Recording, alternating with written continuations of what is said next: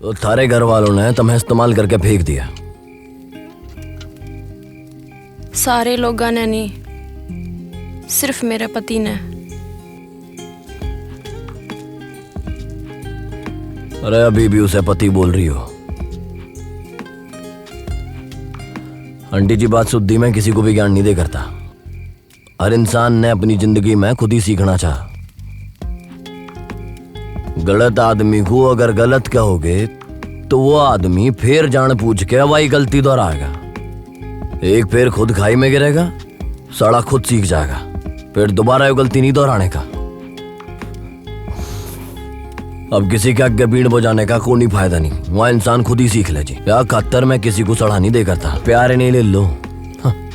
शादी के कुछ सालों बाद तब पता जाके लगा आदमी को कितनी गहरी खाई में गिर गया है, और वहां से निकलना भी मुश्किल से है। इब्बे तक किसी रिश्ता तो नहीं गुजरे हो ना, इस खतर इसलिए बोलो हो।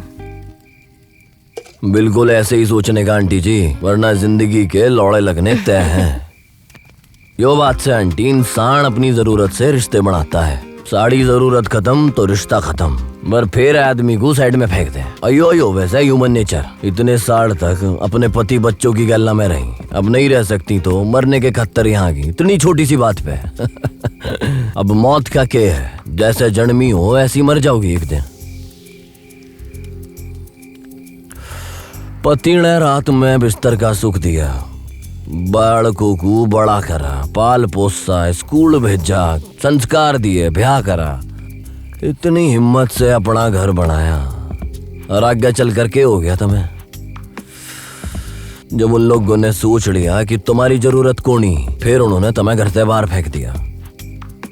यही जिंदगी से आंटी, साला जिसको जीना ना आता वो मर जा। या बिल्कुल गलत बात से जन्म लेने वाला हर इंसान जी सके, पर लोगों ने को नहीं पता कि जिया कैसे जा करे। या बात ने बढ़िया डाल में सोचा जा तो समाज में जीना कोई बड़ी बात ना से। प्यार, शादी, बालक, ऐसे बे वजह के रिश्तों में काला चश्मा पहन के आगे नहीं बढ़ा जा करता। लोग यही काम करने लग रहे से।